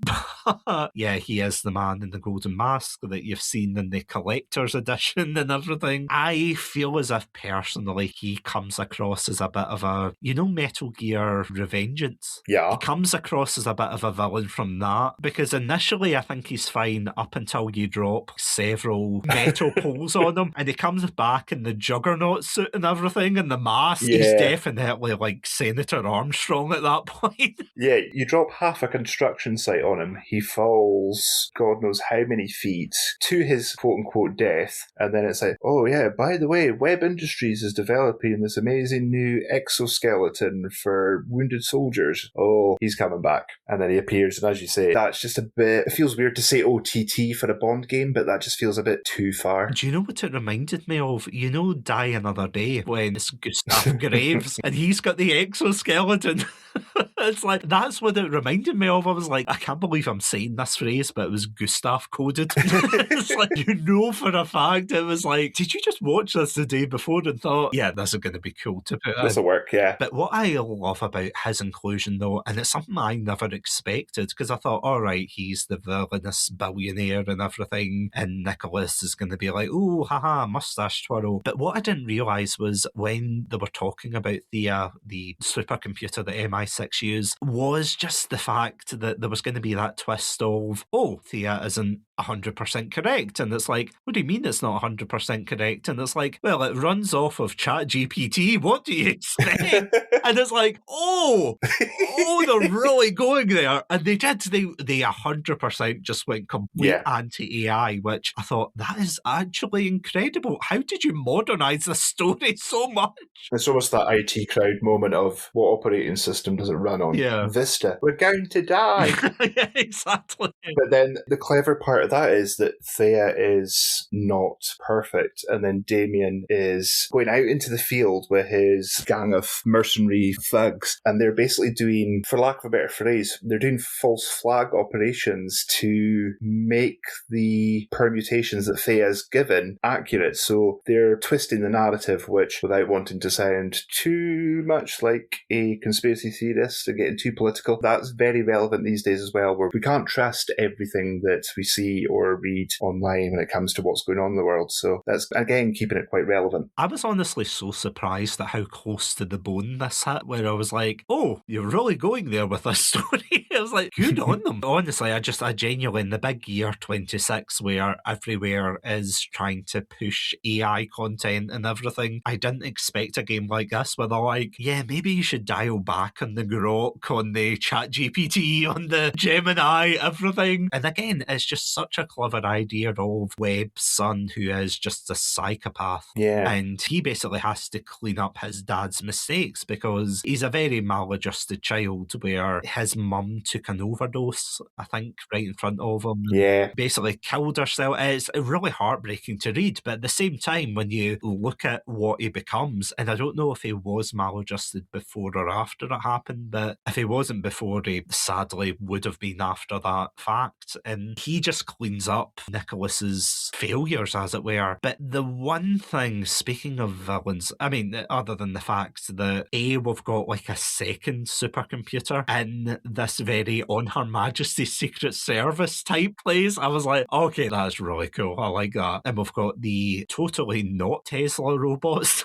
fighting. See, as soon as I saw them at the party, again, this whole game is just one big Chekhov's gun, where it's like they put a concept on the wall, they say, leave it there, remember it, we're coming back to that. But when you saw the robots, I thought, oh god, they've programmed a robot in this game, we're going to bring those, aren't they? And they were terrifying, those things. They were. The fact that no matter what you threw at them weapon-wise wasn't going to do anything to them, and you had to end up relying on basically a giant boulder rolling around. A friend of mine sent me some First Light quote-unquote spoilers out of context, and it was literally just a scene from iRobot, and it was Indiana Jones running away from the boulder at the beginning of Raiders of the Lost Ark, and I was like, that sums up that section perfectly. But yeah, they're terrifying, because I just ran around circles for them for 5 minutes trying to get this giant metal ball that I think was designed to rescue people in rubble and would break through pretty much anything. One thing I do love about that whole sequence, though, even before it, is you manage to blag your way into this lab and you get to do certain tests and everything. And I love that because it allows you to actually play about with ways to actually defeat them. And the only way I realised that was, I can't even remember which bit it was, but there's a bit where it's like, oh, check them out, they're bulletproof, and then you fire at them, and absolutely, they are bulletproof. But what I didn't realise, and I thought, I wonder what would happen if I use my laser watch on them. And lo and behold, if you use your laser watch, it takes away their armour. Oh. Yeah, granted, you still have to shoot them a bunch of times, but you can actually defeat them that way. But it doesn't help when you do that to one of them and 5 more come at you, and you're like,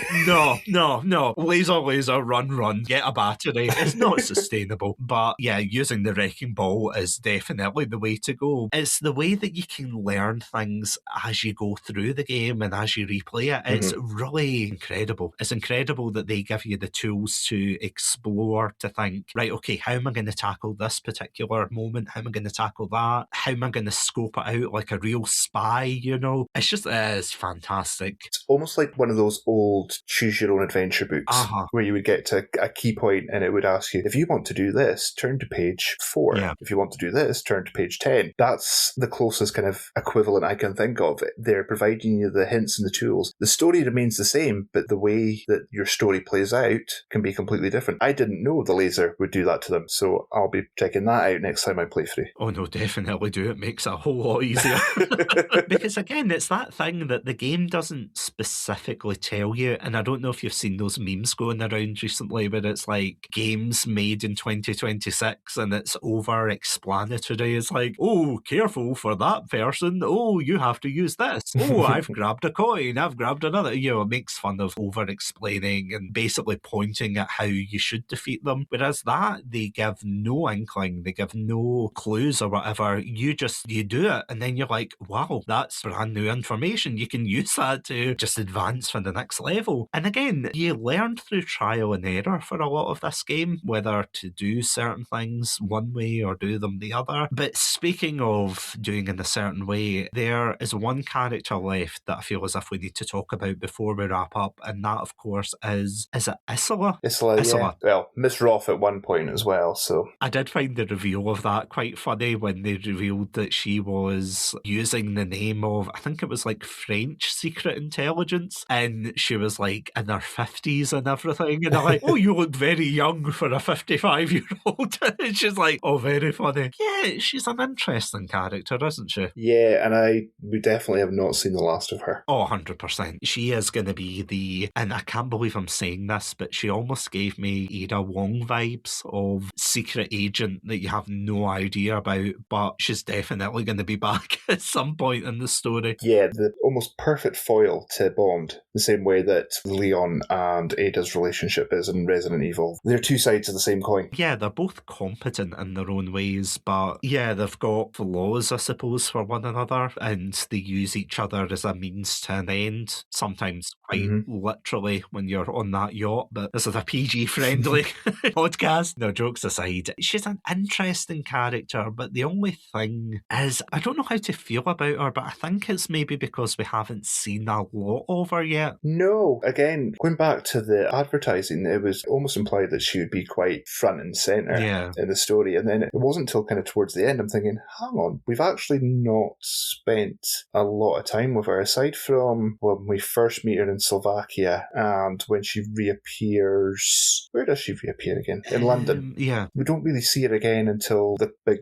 climactic last two missions of the game, and even then it's very fleeting appearances. But I'll be very interested to find out who her employer is. My money's on Spectre. Yeah. I think that's the consensus, that it's definitely, as long as they get the rights to Spectre, which is giving me the shivers already thinking about that whole legal battle, to be like, yeah, they're going to get Spectre. Maybe, maybe not. We'll see. Just spell it ER. Yes, exactly. Spectre Cola, sorry. As long as they don't do the quantum thing where it's like, oh yeah, it's quantum, but quantum's actually middle management for Spectre, and it's an umbrella corporation, and you know, all the Resident Evil fans' ears perked up there. No, not that one. But it's like, yeah, I hope they don't do that where it's like, oh, it's a super secretive organisation. It has a place in Bond, but again, between that and Arrowhead at the beginning, when they are the mercenary group that are in Iceland, they'll probably come back at some point. Maybe not, maybe so, but I think, yeah, money's on Spectre coming back into the mix. Yeah, Isola is... She is an enigma of a character. Because I heard a lot of people say that the reason, not that they didn't like her, but they critiqued her by saying that she felt as if she could have been rolled into another character like Cressida, but at the same time I'm thinking, if you're taking Cressida out of the game, or the chess board as it were, if you're taking her out the equation, then Isola is probably the one that's going to replace that role as the one that Bond keeps coming up against and everything. And again, I think it's just we haven't seen enough of her, but I'm kind of glad in a way, because that gives us more room to work with in the future, that we are going to see that she's out for her own gains, but who is she working for? Cough, Spectre. But, she'll be working for somebody like that. It'll be interesting to see where they take her character. I still think her character's great, but the one thing I didn't like about her sections, and it's only one section I'm thinking of, is the driving sections. And I don't mean this as a reflection of her character, I just mean in general. I wasn't a big fan of the driving sections. I don't know how you felt about them. I liked the chase in Slovakia. Yeah, that was the only one. That was the only one that actually felt exciting. I mean, the other one, you're driving a bin lorry. Yeah.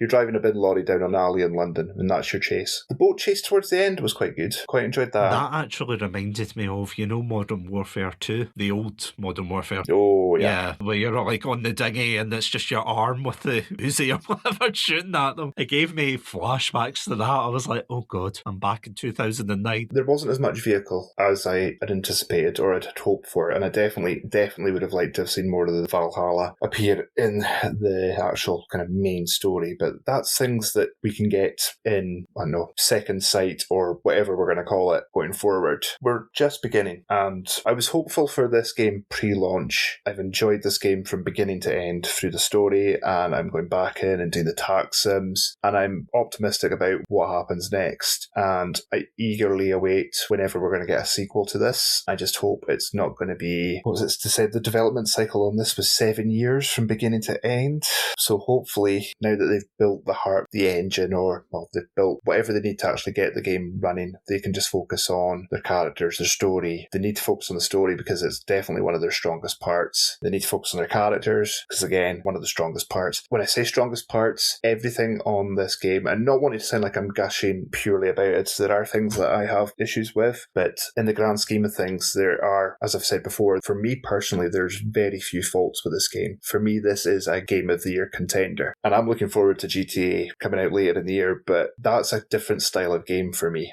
For me, this is the kind of game that I would play regularly and go back to time and time and time again. So yeah, it's definitely knocked it out of the park for me, and I would highly, highly recommend, if you're still sitting here after listening to us basically go through the entire story, go and give it a shot yourselves. Honestly, I could not agree more with you there. It is one of those games that has genuinely struck a chord with a lot of people, and it's not something I expected to be so popular. And I know that sounds weird to say, because Bond games, at least for me, are either going to fall into one of two camps. They're either going to be, oh, they're like GoldenEye, or oh, they're nothing like GoldenEye, and they fall flat, they're terrible, or they just don't live up to the standards of nostalgia, essentially. But what I think is so strong about this game as well is it sets a solid foundation for, as you said, what is to come in the future. Absolutely. And to be honest, I agree with you. I have my gripes with the game as well, but again, the gripes that I have are nothing that can't be either ironed out in patches or even in future releases of the sequel, which, as I said, I hope that I won't be in a retirement home or anything by the time the sequel comes out, because it's such an amazing experience, and it's something that I initially wasn't that interested, because I didn't really pre-order this until maybe a week or two before release. I was like, I don't know, maybe, and then I really took my luck in my hands with this one when I was like, yeah, I'll order from Amazon, what's the worst that could happen? I specifically didn't do that for Resident Evil Requiem. I actually had to drive out to get it, because I was like, yeah, I'm getting this in day one, there's no way I'm getting this spoiled. Whereas for this, I was like, I had no idea what to expect, but I was like, yeah, sure, I'll see what's going to go on. And it blew me away so much, and it has honestly made the Bond fan in me so happy. This genuinely, and I've said this to you, I've said it to loads of people, this game genuinely could be its own Bond film. See, if you took out all the gameplay elements and you spliced it all together, this could be a film, and it could absolutely stand. Like, Patrick Gibson should be so proud of the way that he portrayed Bond in this, because he can definitely stand up there with Pierce Brosnan, with Sean Connery, Roger Moore, George Lazenby, Timothy Dalton, Daniel Craig, all of them. Yeah. Maybe not David Niven, but that's another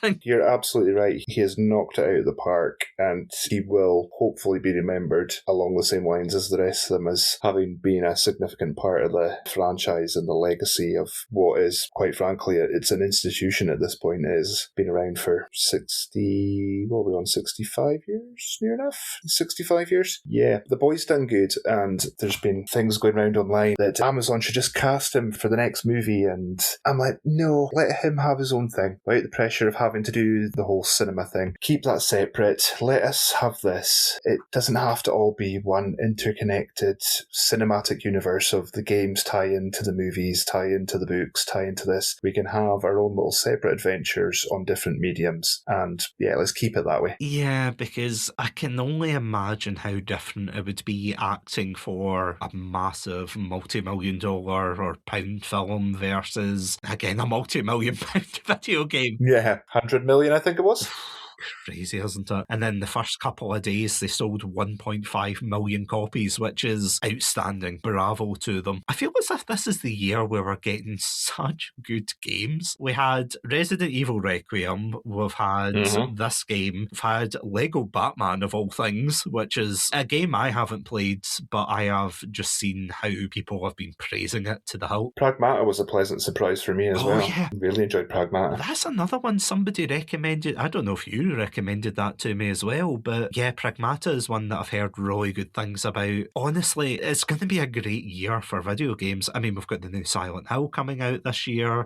Wolverine. Is that this year? Wow. Yes, it's September, I think. Oh, damn. It was on the time of recording, the state of play was last night, and there was a good 15-minute gameplay put out of that, and that looks really interesting. Next to the 30-minute God of War one. Oh, that was so good. That looks so good. And that was a pleasant surprise. I love God of War, and for Faye's story to carry on, yeah, it's the right move. You know, that's genuinely a game series that I haven't. The closest that I've had to play God of War is probably the Astrobot level that you play through, which I love that game as well. But yeah, I really need to play it because I've got a PlayStation subscription, I've got access to the games and everything, so there's no excuse. That'll probably be a theme month in the future, no doubt. Yeah, I would highly recommend them as well. If you like First Light, then for all the reasons you like First Light, a lot of them are covered by the God of War series in regards to story, narrative, characters, music, gameplay. It ticks a lot of those boxes as well. It's very cinematic, as you said, so if that's your kind of game, then yeah, definitely give them a go. Honestly, that whole state of play, although there was always people who are disappointed looking for Destiny 3 or Silk Song 2, you know.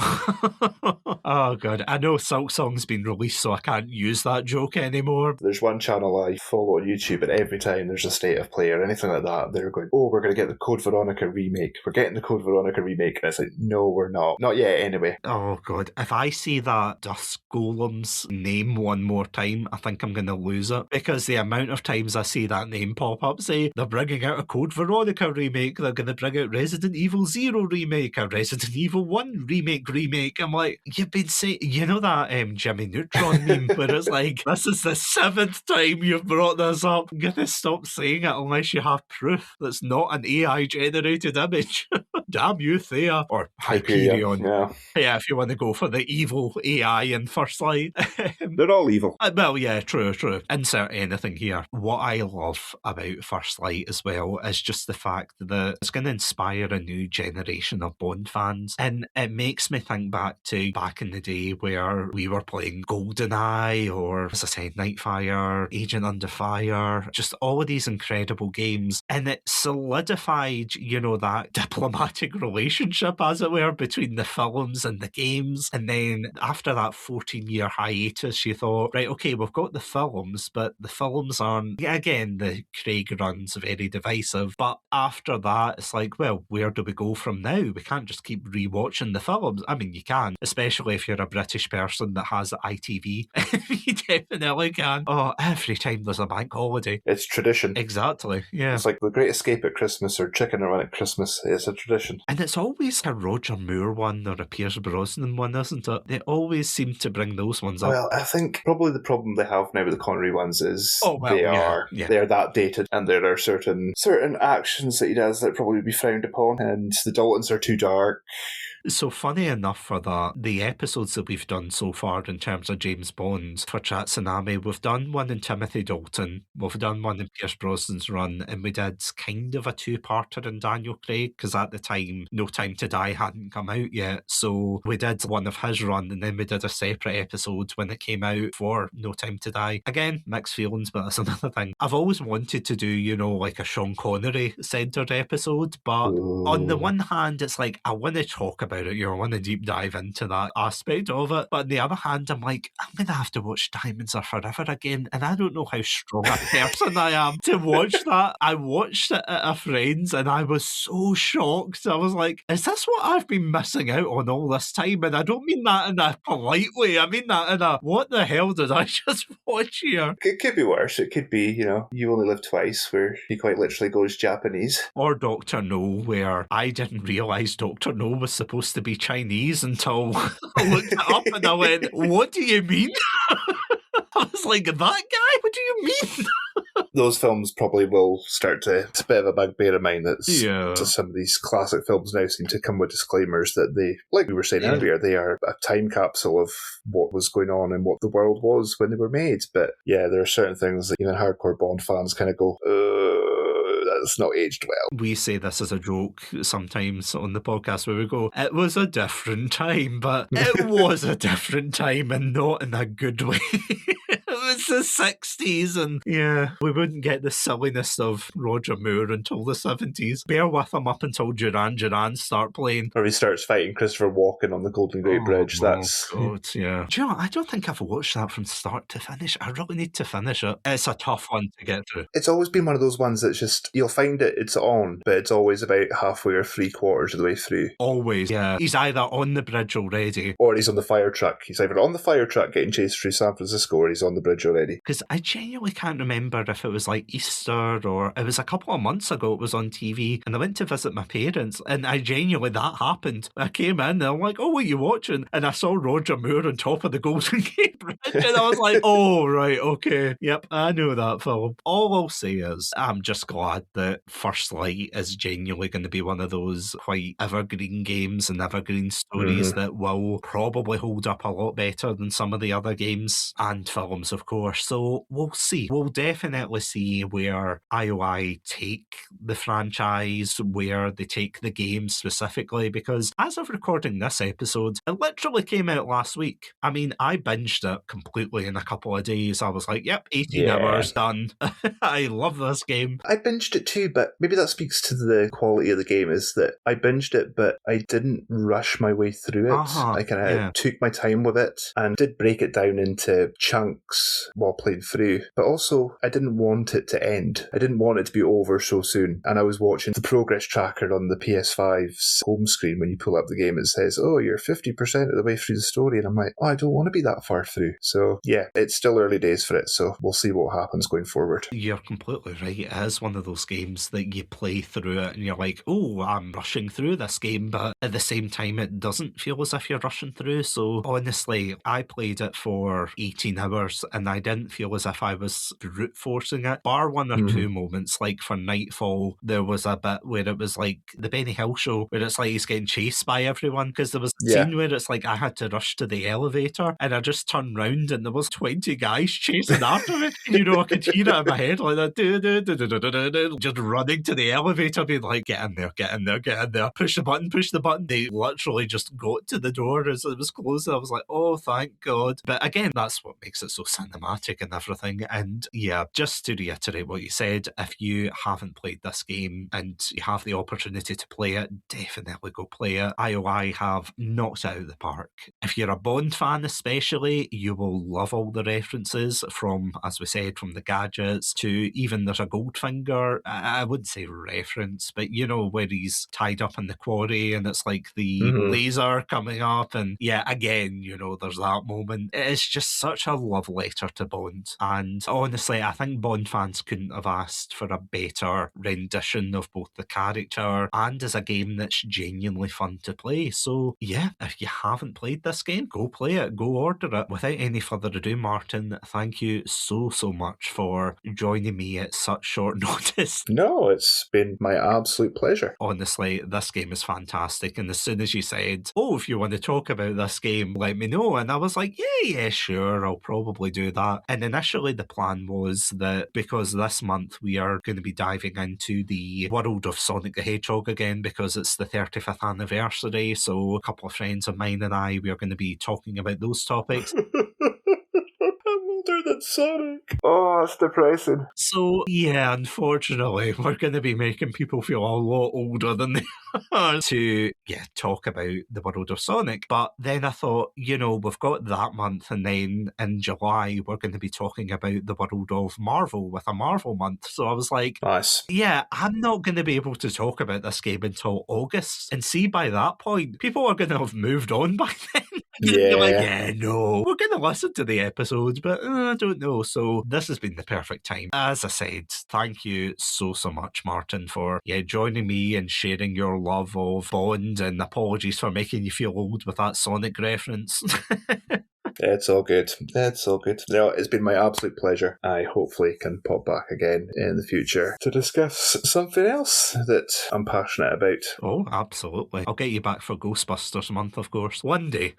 One day. When we've got enough content to fill the whole entire month, then yeah. Absolutely, definitely. But before we wrap up, where can the amazing Pandalorians listening at home find your content? Well, I can be found on Instagram at Loch Ness Ghostbuster, also on Facebook at Loch Ness Ghostbuster, where you'll find loads of cool pictures of my going to events and my collection and some other little random bits of my geeky life to share to the masses. And yeah, if you would like to listen to more content from ourselves, including literally last week, where Martin and I spoke together to talk about his work in the Ghostbusters community and the like, then you can check out that episode as well as my spoiler-free review of First Light on Chatsunami.com, as well as all good podcast apps. I also want to thank our amazing Pandalorian patrons, Robotic Battle Toaster, Ghostie, and Cryptic1991. Thank you so much for supporting the show. And if you would like to listen to my own spoiler-filled first impressions of First Light, as well as early access to episodes, commentary tracks, bonus content, then you can definitely check us out at our Patreon page, patreon.com/Chatsunami. This podcast is, of course, a proud member of the Podpack Collective. For more information, check us out at our Twitter/X page at Podpack Collect. But until next time, thank you all so